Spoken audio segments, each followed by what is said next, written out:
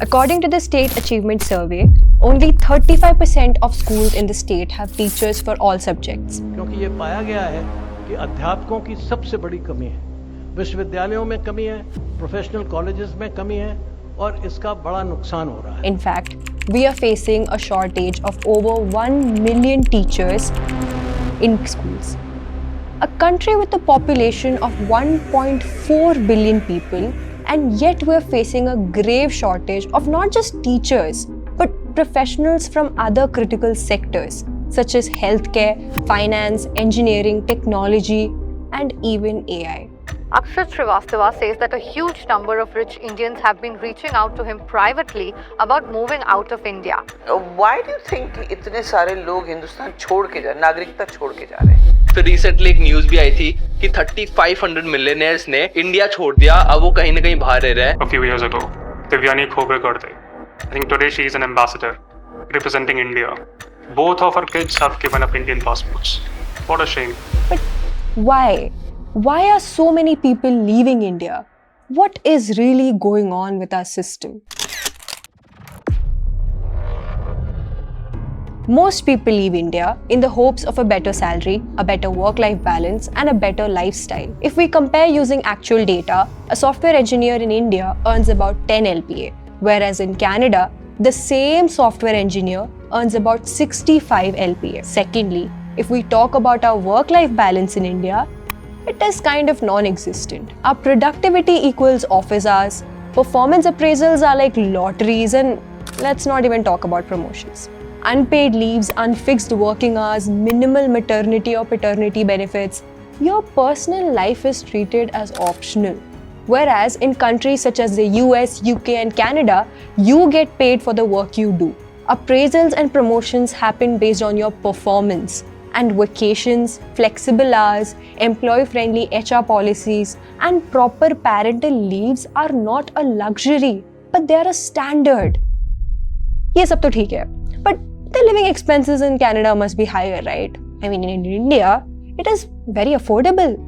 Yeah, I mean, who would want to leave India's beautiful roads, zero traffic jams, 100% civic sense, clean and fresh air, public transport that's always empty? And obviously, how can we forget about our super low crime rate that foreigners boast about? A foreign national and a local woman were allegedly raped in Karnataka's Koppal district. And then there is Canada, with its narrow roads, unorganized traffic, ignorant pedestrians, unclean air, and crowded public transports. India and Canada may be at odds, but Indians continue to get Canadian citizenship. The highest number of foreign nationals acquiring Canadian citizenship were Indians. Wow. In 2023, nearly 6 lakh Indians moved to countries like the UK, USA, Canada, Dubai, and Australia. And these weren't just random people. These were some of India's highly skilled professionals, like doctors, engineers, healthcare workers, and even our top IT experts. But it doesn't just stop there. 7,500 of India's HNIs, that is the people with a net worth of more than 5 crore, also left India in 2023. And these aren't just temporary moves. Most of these migrants aren't even planning to come back. In fact, last year, more than 2 lakh Indians permanently changed their Indian citizenship. To help you understand how serious this is, let's look at some data. According to the OECD 2025 report, India ranks 3rd in the world for foreign-trained doctors and 2nd for foreign-trained nurses. That means a huge chunk of our medical talent is working abroad.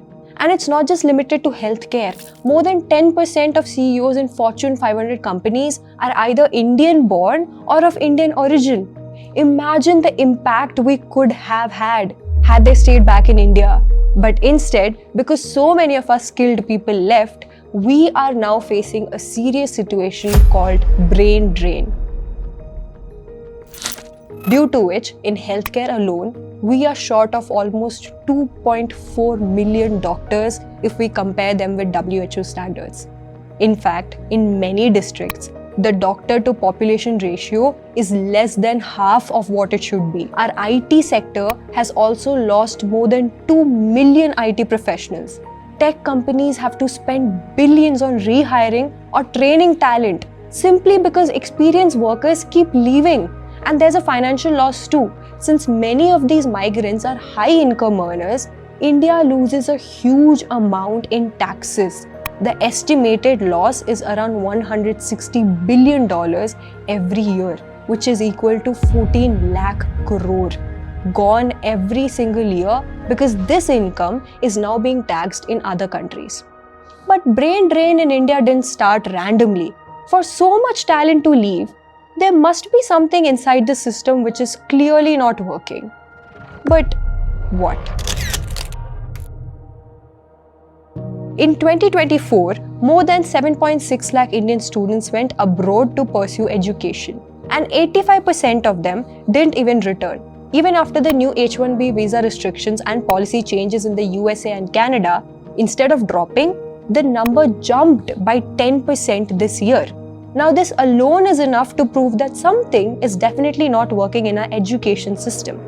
Because when Indians start choosing the expensive option instead of the cheaper one, that's when the real problem starts.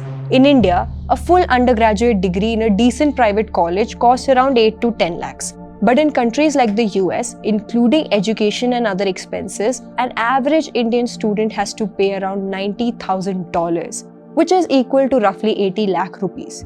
Now, even though the amount may sound a lot, for many students, this isn't just fees. It's the price tag of a better future.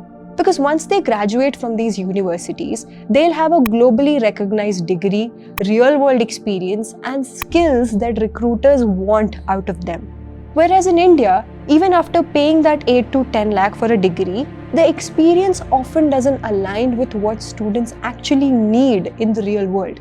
In many colleges, what you're taught in classrooms and what companies expect during placements are two entirely different things. Students rarely learn the skills that industries are actually looking for. Their syllabuses are outdated. Practical exposure to industry standards is almost non-existent. So naturally, during job interviews, they struggle to answer questions, and the blame, that too, falls upon these students. They are called not skilled enough or not job ready or doesn't even know the fundamentals. Now, if the system doesn't prepare its students for real jobs, then how is it the students' fault? And unfortunately, this isn't limited to average colleges. Even engineers, science graduates, and MBA students who spend years and huge amounts of money on degrees end up underpaid, stuck in low-skill roles, or completely unemployed.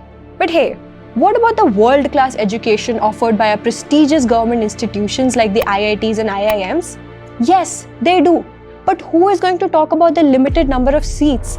In 2022, out of the 40,000 plus students who cleared JEE Advanced, only around 16,000 were able to secure admission across our 23 IITs. Now, this means more than half of the students who were qualified still couldn't get in, simply because we didn't have enough seats.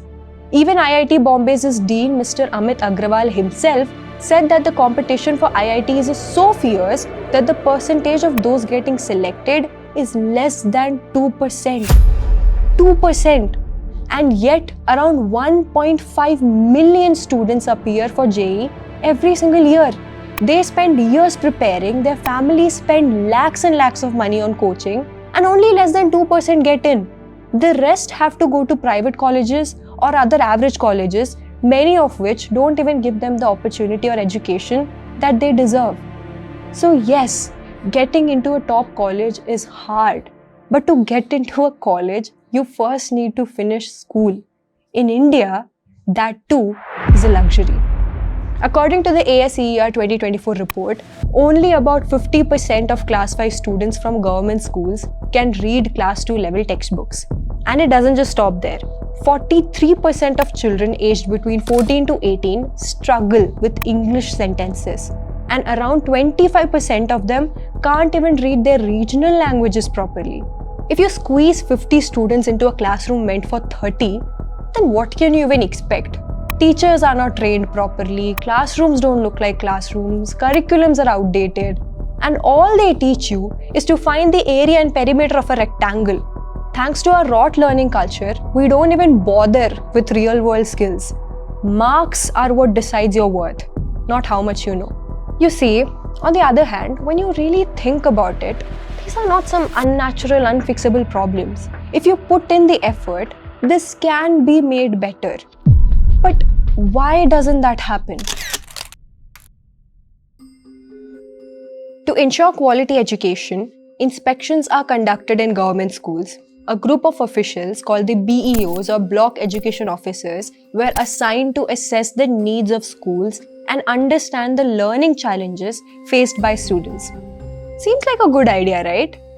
But in reality, when a team monitored these BEOs, they found that most of these BEOs were busy completing paperwork, such as preparing school reports, student attendance, the status of infrastructure, and the delivery of midday meals, instead of spending time in classrooms and understanding student needs. Why? Because they have deadlines. Deadlines which are apparently more important than the future of our students. In fact, a BEO from Bihar himself said, as long as you keep sending data in as many forms as possible, you are a good worker here. Now, it's not like our government didn't do anything at all. To improve the education system in India, the National Education Policy or the NEP drafted in 1992 was modified in 2020.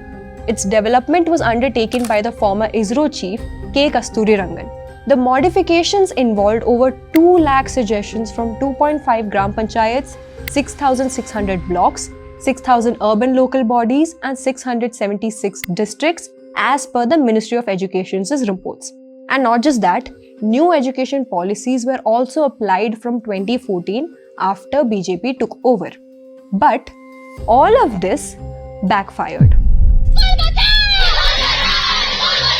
The Karnataka government likely to close 9 out of 10 state universities given green signal during the BJP rule. पिछले 10 सालों में देश में 89,441 school बंद कर दिए जाते हैं। यूपी में सरकारी स्कूलों के बंद होने का सिलसिला शुरू हो गया है, यानी कि जुलाई महीने से करीब 5,000 स्कूलों के बंद होने की बात सामने आ रही है। A total of 89,441 government schools were closed since 2014, with UP, MP and Odisha taking the lead.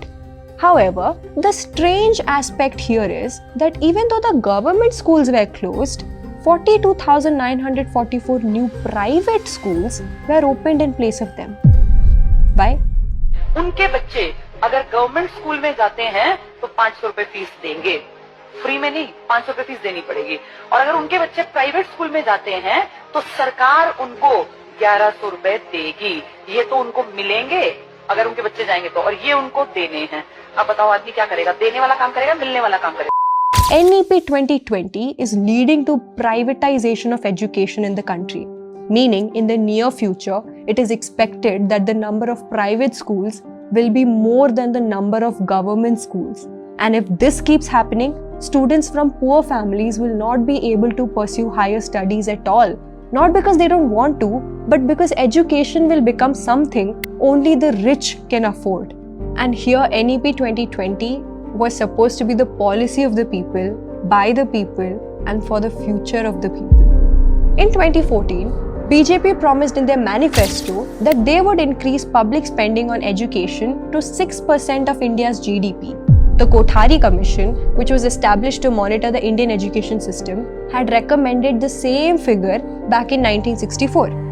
Yet, in 2025, nearly 61 years later, the money given to education has instead been cut down by nearly 61%, which means that our education allocation has actually fallen from 0.55% of GDP to 0.37% since 2014. And even though the government did increase the amount on paper, they did not adjust it according to the inflation.